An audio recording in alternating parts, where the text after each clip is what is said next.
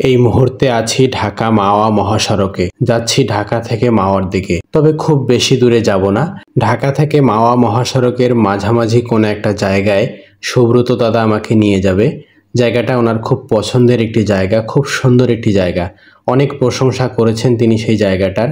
সেই জায়গাটাই উনি আমাকে আজকে দেখাতে নিয়ে যাচ্ছেন, আর আমি ওনার সাথে যাচ্ছি সেই জায়গাটাকে দেখার জন্য, সেই জায়গাটাকে উপভোগ করার জন্য, এবং সেই সাথে আপনাদেরকেও নিয়ে যাচ্ছি সেই জায়গাটাতে, সেই জায়গাটাকে আপনাদেরকে দেখানোর জন্য। বহুবার দাদার মুখে শুনেছিলাম সেই জায়গাটার কথা, শুনতে শুনতে যেন মুখস্থ হয়ে গেছে সেই জায়গাটা। তাই আজকে নিজ চোখে দেখার জন্য দাদার সাথে রওনা করেছি সেদিকে। ঢাকা থেকে মাওয়া যাওয়ার পথে রাস্তার দুপাশের যে সৌন্দর্য, সে সৌন্দর্য দেখে আসলেই মুগ্ধ হয়ে গেলাম আমি। বাম লেনে বাবুবাজার যাওয়ার যে রাস্তাটা, সেটা অতিক্রম করে একটু সামনে গিয়েই দাদা গাড়িটাকে ব্রেক করলেন। ব্রেক করে আমাকে বললেন, এবার গাড়ি থেকে নামেন, এবার আমি আপনাকে আসল সৌন্দর্য দেখাবো। এখানে এসে যা দেখলাম আসলে নিজের চোখে বিশ্বাস করতে পারতেছিলাম না যে আসলে এখানে এসে কি দেখলাম, দাদা আমাকে কি দেখালো। আসলে এত অপরূপ এই সৌন্দর্য দেখে আসলে মুগ্ধ হয়ে গেলাম।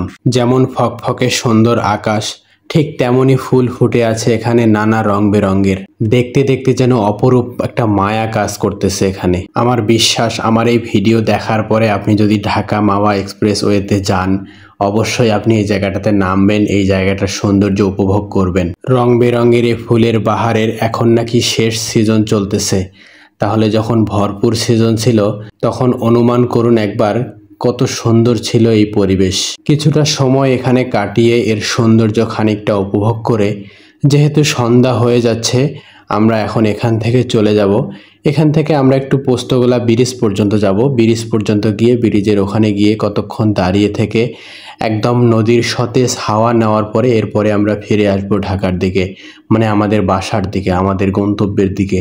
আমরা যেহেতু রাস্তার মাঝখানে গিয়েছিলাম, অবশ্যই সাবধানে রাস্তা পার হতে হবে। এই সৌন্দর্য উপভোগ করার পরে এবার আমরা রওনা করেছি একদম বুড়িগঙ্গা নদীর মাঝখানে। পোস্তগোলা ব্রিজের উপরে একটু দাঁড়াবো, সেখানে গিয়ে বুড়িগঙ্গা নদীর সতেজ হাওয়া একটু গ্রহণ করব, সতেজ হাওয়া একটু নিজের মধ্যে নিয়ে আসব। সেখানে গিয়ে কিছুক্ষণ সময় হয়তো কাটাবো আমরা। এরপরে আমরা আমাদের গন্তব্যে ফিরে যাব। জানি না কোন রাস্তা দিয়ে গেলাম, কোন রাস্তা দিয়ে আসলাম, কতটুকু গেলাম, কত দূর গিয়ে কোন দিকে যেতে হবে। আসলে পুরো রাস্তাটাই আমার মাথার উপর দিয়ে গেল, কিছুই বুঝতে পারলাম না এই রাস্তার অবস্থা দেখে। যেহেতু দাদা চিনে, দাদা জানে, তো দাদা খুব ভালোভাবেই আমাকে নিয়ে গিয়েছিল। এই পুরো রাস্তাটা আমি আসলে খুব ভালোভাবে চিনতে পারি নাই, বুঝতে পারি নাই। আমি জানি না পরবর্তীতে যদি আমাকে একা কখনো যেতে বলা হয় আমি যেতে পারবো কিনা, হয়তো যেতে পারবো না। রাস্তার দুপাশের এই সৌন্দর্য দেখতে দেখতে চোখ জোড়াতে জোড়াতে আমরা পৌঁছে গেলাম পোস্তগোলা ব্রিজের এখানে। পোস্তগোলা ব্রিজের এখানে এখন আমরা গাড়িটা থামিয়ে কিছুক্ষণ দাঁড়াবো, কিছুক্ষণ সময় এখানে কাটাবো। সন্ধ্যার এই লগ্নে সূর্যাস্তের পরবর্তী মুহূর্তে নদীর সাথে আকাশের যে একটা মেলবন্ধন খুঁজে পাওয়া যাচ্ছে, এটা আসলে অপরূপ একটা সৌন্দর্য ফুটে উঠেছে এখানে।